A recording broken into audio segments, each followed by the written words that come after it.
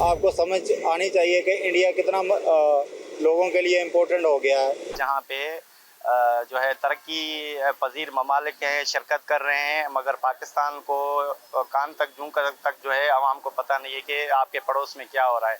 ये एक ऑनर होता है उस मुल्क के लिए, जिस मुल्क में पूरी दुनिया के जो 20 मुल्कों के जो टॉप 20 हैं वो लोग पहुंचते हैं। पूरी दुनिया में उनका चीज़ें जो है ना, लोग उसी अंदाज से देखते हैं कि ये आगे बढ़ रहे हैं लोग और उसमें काम कर रहे हैं। ने सारा कुछ होने के बावजूद वही कुदरती वसाइल जो इंडिया के पास हैं वही हमारे पास हैं, सेम डेमोग्राफी है, लेकिन आज हमारे हालात देख लें, इंडिया के देख लें। शायद हमें दुनिया ने जो है साइड लाइन पे लगा लिया है। आज हम अपनी इकोनॉमी को डिफ़ॉल्ट होने से बचाने की कोशिश कर रहे हैं और इंडिया जो है वो वर्ल्ड की जो 20 बेहतरीन बड़ी क़ुव्वतें हैं उनके साथ खुशगपियों में मशरूफ़ है। तो मैं समझता हूँ इंडिया ने बहुत ही आला स्टेप लिया है ये वाला कि उनको ये होस्ट मिला है। बहुत ही अहम मौका था इंडियंस के लिए, सर फ़ख्र से बुलंद हुए होंगे उनके, और हमारे लिए ये हज़ीमत है कि हमने सारा कुछ होने के बावजूद वही कुदरती वसाइल जो इंडिया के पास हैं वही हमारे पास हैं, सेम डेमोग्राफी है, लेकिन आज हमारे हालात देख लें, इंडिया के देख लें। इंडिया की जो तस्वीरें आई हैं पीएम मोदी की मुख्तलिफ़ सरबराहान मुमलिकत के साथ, वो इंडिया का जो पॉजिटिव चेहरा है वो दुनिया में दिखाने में बहुत बावर हुए हैं। वहाँ पे सारी दुनिया के जो बड़ी 20 पावरफुल कंट्री हैं उनके सारे ममालिक पे, तो ज़ाहिर है जहाँ पे 20 ममालिक के सरबराह होंगे दुनिया के सबसे बड़ी इकोनॉमी के, तो सारी दुनिया की निगाहें भी वहाँ पे ही होंगी। तो इंडिया एक मार्केट है। आपने देखा कि सऊदीया के जो शहज़ादा हैं, वलीअहद हैं, वो हमारी तरफ नहीं आए, लेकिन वो इंडिया ज़रूर गए हैं उस समिट में कॉन्फ्रेंस करने के लिए। पहले इतलात आ रही थी कि शायद वो इधर भी आएंगे, लेकिन वो इधर नहीं आए। इससे आपको समझ आनी चाहिए कि इंडिया कितना लोगों के लिए इम्पोर्टेंट हो गया है। ख़ास तौर पे G20 ममालिक का वहाँ पे होना और बांग्लादेश को वहाँ पे बुलाया जाना, एक मैं कहता हूँ चंबे की बात है।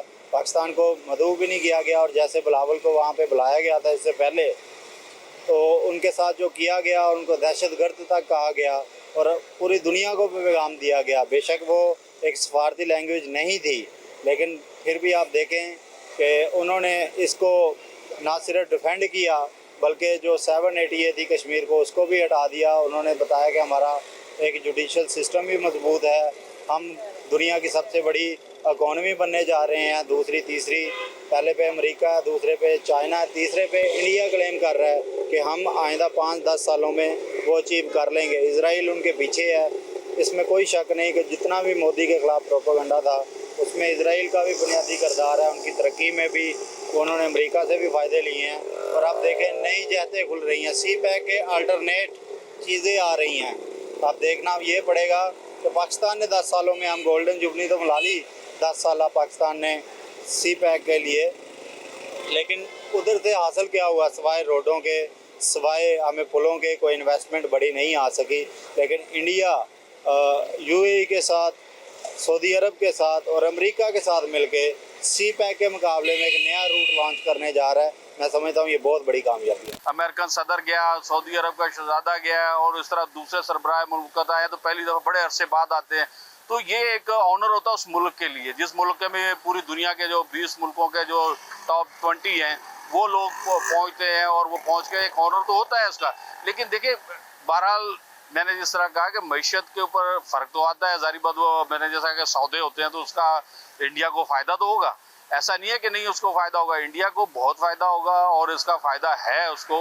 तो मीडिया में सामने आए हैं इस हवाले से, जो बहुत सारे बाहर से मौल, जैसे अभी शहजादा आए, सऊदी अरब का जो शहजादा है वो आए, बहुत सारे लोग ये भी एक्सपेक्ट कर रहे थे कि यहाँ जब वक्त पड़ेगा तो यहाँ भी आएंगे। जाहिर है वहाँ था प्रोग्राम तो उन्होंने तो वहाँ ही आना था।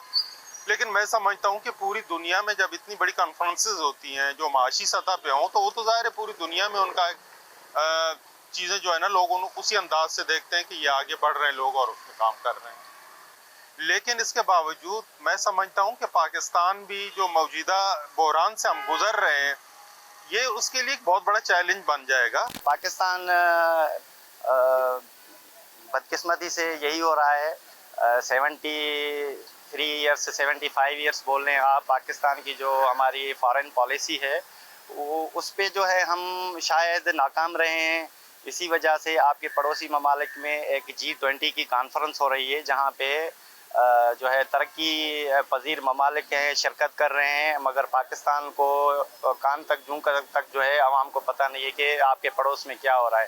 तो होना ये चाहिए था कि ये G20 की कॉन्फ्रेंस पाकिस्तान में होनी चाहिए थी, मगर ये इंडिया में हुई।